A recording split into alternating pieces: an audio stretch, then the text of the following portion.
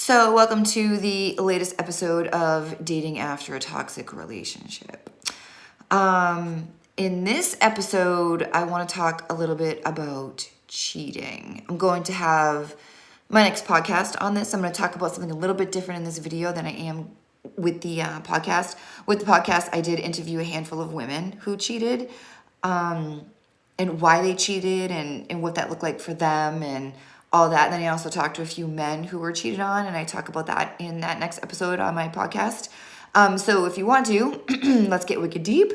That is on iTunes, Spotify, etc. So go subscribe and follow to that, and then you won't miss the next episode. But for this video tonight, I should say, I want to talk a little bit about cheating and what happens, like, especially during the toxic relationship. I'm not gonna take away anything from anyone that was cheated on in a non-abusive relationship, because it's shitty no matter what. But since this is about dating after a toxic relationship, this is going to be basically what happens when you do that while in a toxic relationship, and what that looks like after the toxic relationship. So a little bit of background for those of you who have not read my book, who don't really know too much about what I went through in my toxic relationship. While I was with him, I trusted him with everything, with absolutely everything, because I had no reason not to. So when you go into any kind of a new relationship, you normally don't have a reason to not trust someone. You trust until you're given a reason not to. That's how I went into this relationship anyway. So we were together for a decent amount of time, and most of that was long distance. So we talked on the phone a bunch. We would FaceTime a lot. We would text throughout the day. And I trusted him. Never once did I suspect he would cheat on me. I didn't think he was even capable of that. I had known him in high school. I knew he cheated on his long-term high school girlfriend. But you kind of think about that, like, we're in our 40s now, and that was back in high school. Like, are we supposed to hold that against someone for the rest of their lives? Probably. But I thought for sure he was different. He presented it in a completely different way. So fast forward toward the end of the relationship, when it became a love triangle, that's when things got a little interesting. So I suspected he probably cheated on me with the girl in the love triangle, but I wasn't sure, and I didn't want to believe it. I didn't want to believe this man that I thought I loved, this man that I thought I was going to marry and spend the rest of my life with. I didn't think he would cheat on me. I didn't think he was capable of that. I was more afraid of him going back to jail for selling drugs, maybe murdering someone. Well, not really, but, you know, I would expect that over cheating. So fast forward into the love triangle. I saw how easy it was for him to cheat on her with me. So this whole time when that was happening, I was in this love triangle because I thought for sure he was confused. I thought for sure, like, you know, if I loved him hard enough, if I tried hard enough, that he would see that I was, like, the better person, blah, blah, blah. So I stuck with it because I loved him. And things that he would do was kind of insane. Like, they worked together, which is where they met, supposedly. So he would drive her to work, even though they both had their own cars. He would drive her to work and be like, oh, I want to spend time with you, blah, blah. And he did that because he knew that he was going to see me, and he didn't want her to show up and, like, surprise or whatever. He didn't like questions. Whenever you asked him questions, it was like, you know, don't ask me questions, blah, blah.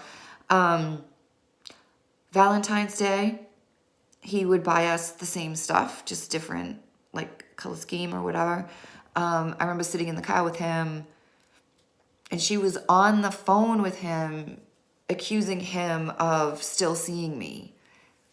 And he was like, I don't see her anymore, all this stuff. And literally, I was sitting, like, right there listening to all this. He went as far as hiring a company to scam her, so he could, quote unquote, catch her cheating. And he could break up with her because he had no reason to break up with her, he said. But seeing how he would make like any excuse to have a fight so he could leave the house. He would go take the trash out and call me. He would like do all these crazy things, and it was like so easy for him to do this. And seeing that side of it was, I think, what really kind of got to me the most, how easy it was for him, the stuff that he would say. So I've seen kind of both sides. And then after it finally ended, after I finally walked away and after my book came out, is when I found out about the massive amounts of cheating he did on me. And then everything made sense. Everything made sense. So even though we were FaceTiming all day or texting all day, I mean, he was sleeping with people at work, so that was convenient for him. Lied to me about all the places that he went. I had a few, after the book came out is when I had a lot of phone calls, a lot of emails, a lot of text messages. A lot of information came my way after that book came out with who he was sleeping with and when he was sleeping with them and all that. So I was in this relationship with him, and the entire time he cheated on me. So, and none of it was real. And it wasn't real anyway, but in realizing like more and more like how easy it was for him to lie and to tell me one thing, and I had no reason to not believe him. Like, what reasons do I have to not believe that this person, you know, was doing these things? He was very good at what he did. So after seeing how easy it was for him to cheat on her while she was pregnant and everything else, I mean, if she ever found out about this stuff, oh my God, the stuff that I know is absolutely insane because he would tell me these crazy things. And then after hearing about how he cheated on me and the stuff that he said to me and the lies that were so easy, that would just make a lot of sense, you know, but it all turned out just to be lies. It damages you. It does. It really does, where it's like you can pick up on lies a lot easier. You can tell people are lying a lot easier. It also makes it really difficult for you to trust in your next relationship. It makes it really difficult to trust. And you don't realize how difficult it is to trust until you go and do it. Until you try to trust. Until you are in the middle of something and you're like, oh my God, like this is really, really difficult to do. This is a really hard thing to do. And you overthink. And you assume. And getting out of a toxic relationship, even with all the recovery I've gone through and I'm still going through, even with the therapy, even with everything that I'm doing, it's kind of like going to school for like 4 years or whatever and then going out and like going to your job. It's like, oh crap, I gotta, you know, use all this. And I still have a difficult time with it. And I hate it. I hate the fact that I can't trust. So lately, I've been getting mad. Like really mad. Like really like, I think it was during recovery, I never really got pissed at the person I was with because I was so busy taking accountability and responsibility for staying in something way too long and damaging more than just myself, friends and family and everything else, that I never had an opportunity to get angry. And now I'm angry because it's really hard to trust. It's really, really hard. And it's sad is what it is. It's super sad. It's like someone can put you through so much. And at one point, you think to yourself, oh, I might have to be alone forever because I don't know that I can ever trust. And it's not up to the other person that you're with to fix you or heal you or any of those things. But to like help you along would be nice, you know? So finding an open person that can understand like, okay, this person's been through some stuff. Let me see how I can help or whatever. But we're not always going to find that person. Majority of it has to be you. And it's a very lonely way to feel. it's super lonely trying to figure out how you do this, how you just like let go and then trust, because it's like, and you meet someone and you fall in love. I don't even think falling is the right way to do it, because it's like, or to say it, because it's, you're not really like falling. In my mind, it's like the more in love with someone you are, like the higher you go, like at top of a mountain or a volcano or whatever that's like super, super high. The higher you go, the more of a risk it is, because once you go up, you got to come down. And if this relationship doesn't work, you're falling down, and it's a steep fall. And as you're climbing and you're realizing, oh my gosh, it's really hard for me to trust. Is this like worth it? You know, what do you do if you find a person that is worth it,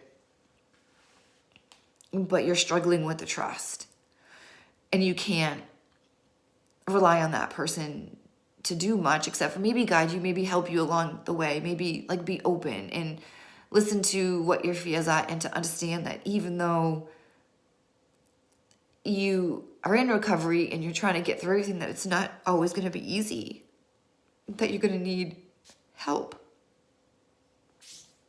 But it's hard to ask for help. It definitely is. So it's just a shitty sort of thing to know that a person can be out there and destroy and damage and completely ruin someone, and then walk away as if nothing ever happened.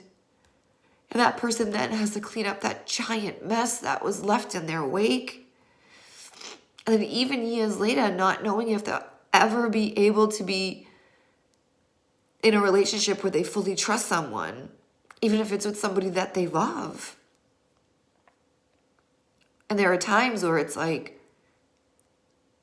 maybe it's just easier to not do all this and just kind of do your own thing. But really, nobody wants that. Nobody wants to be alone. Nobody wants that.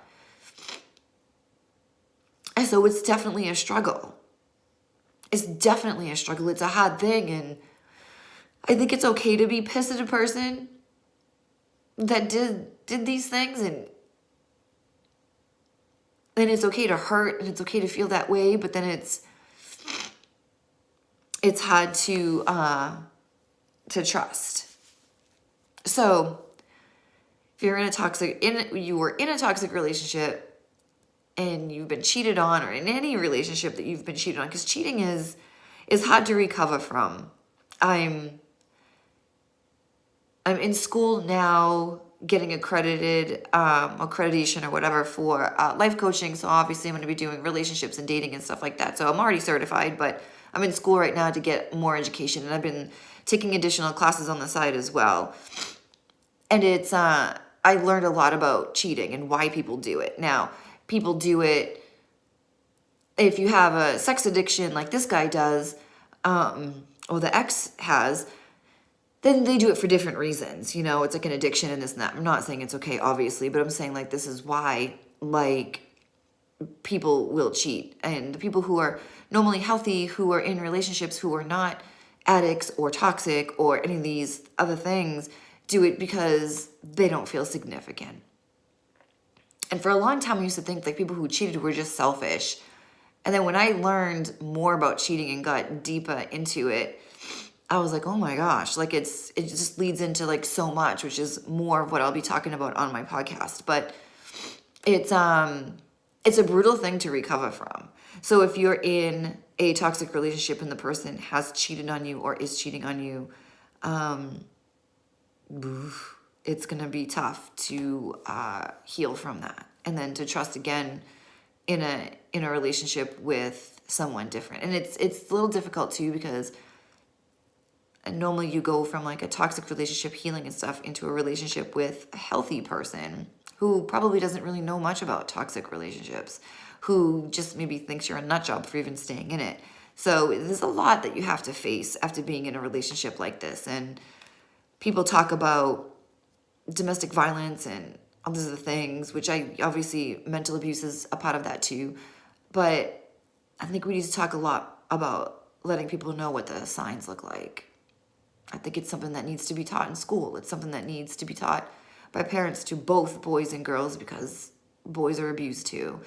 But it's definitely a struggle, and I'm feeling it lately. I'm feeling it a lot more lately, and it's a hard thing for me to feel. I know I'm going to work and figure it out. And obviously, when I do, I'll let you know. But it's not easy. And you do feel alone. And you do feel confused because you want the other person to be like, let me help you get through this. But not everyone's capable of that.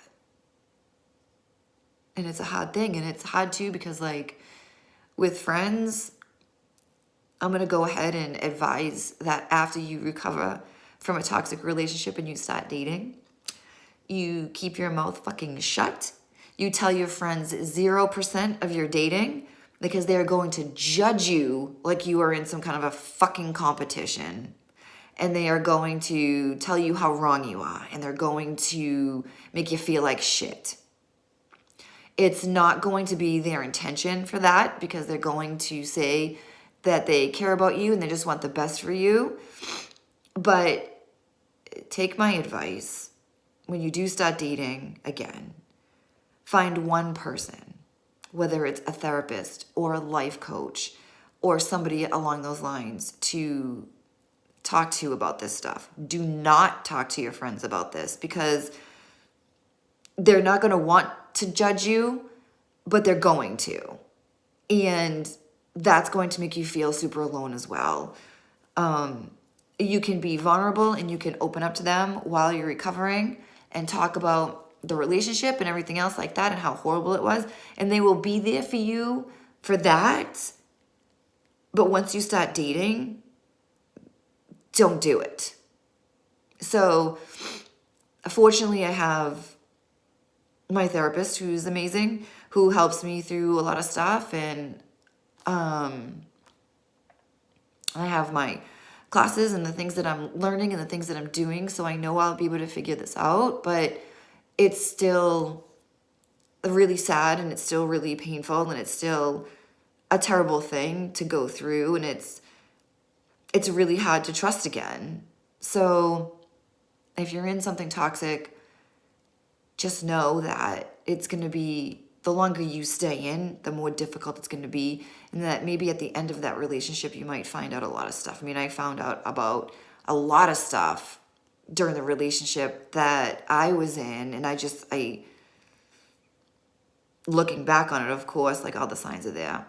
But if you don't know the signs of a sex addict, if you don't know the signs of a drug addict, if you don't know the signs of an alcoholic, if you don't know the signs of, all of these things together, someone with unmedicated bipolar, then you don't know what you're looking for. So the stuff that might be happening, that's like right in your face, you don't know, because you don't know what these signs are. So it's a hard thing. But if you're in something, I would start Googling all kinds of stuff and pay a little bit more attention and maybe think about leaving, because the longer you stay, the more difficult it's going to be to heal and to recover. So for me, it's definitely, I'm feeling it a lot, like the past month or so, I guess, where it's really hard to